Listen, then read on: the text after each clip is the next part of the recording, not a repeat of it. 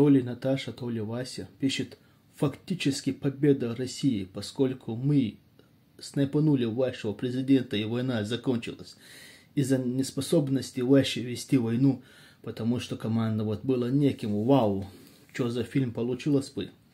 Но не там было. Я всегда говорю Наташкам, Иванушкам, перед тем, как написать что-то или сказать что-то, сперва, пожалуйста, подключите свои пальцы к мозгу или язык к мозгу, а потом уже изучайте, интересуйтесь, как, что было, а потом уже пишите и говорите, а то вы всегда оказываетесь в глупом положении, безграмотном положении.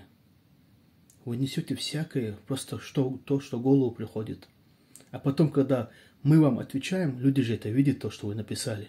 И люди думают, неужели у этого народа нету тех людей, которые думают? Например, ты написал фактическая победа России, поскольку мы снайпанули вашего президента, и война закончилась. Во-первых, президент Ичкерии был убит 21 апреля 1996 году. Спустя этого чеченцы воевали несколько месяцев и одержали победу 6 августа 1996 году после убийства Джохара Дудаева. Одержали победу фактически, как ты написал, победа Ичкерии, а не России. Можешь поинтересоваться, да, Вася.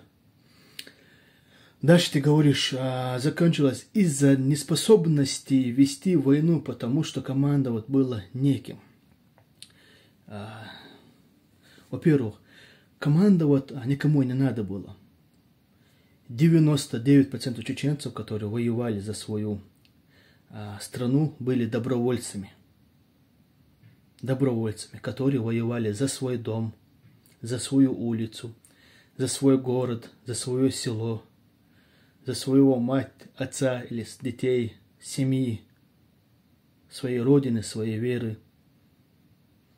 Так и воевали добровольцы, бывшие трактористы, учителя, школьники, студенты и так далее, и так далее.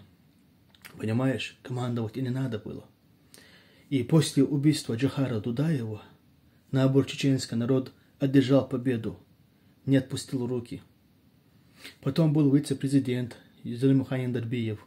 Дальше чеченский народ выбрал президента нового Аслана Масхадова. Потом был Абдулхалим Садулаев, потом был Дока Умаров и так далее. И чеченский народ сражался до 2009 года. 16 апреля, по официальным данным, Вторая война закончилась, которая была начата в 1999 году. А Россия закончилась только в 2009 году, 16 апреля. Понимаешь, Вася? А дальше была партизанская война. И сейчас до сих пор 6 чеченских батальонов воюют на территории Украины против России. Также в Сирии воевали чеченцы против России. Оттуда вас выкинули, и, иншаллах, вас выкинут из Украины, затем из Кавказа. Вот так вот, Вася, держись ты, умней. Спасибо, не надо, потом отблагодаришь, короче.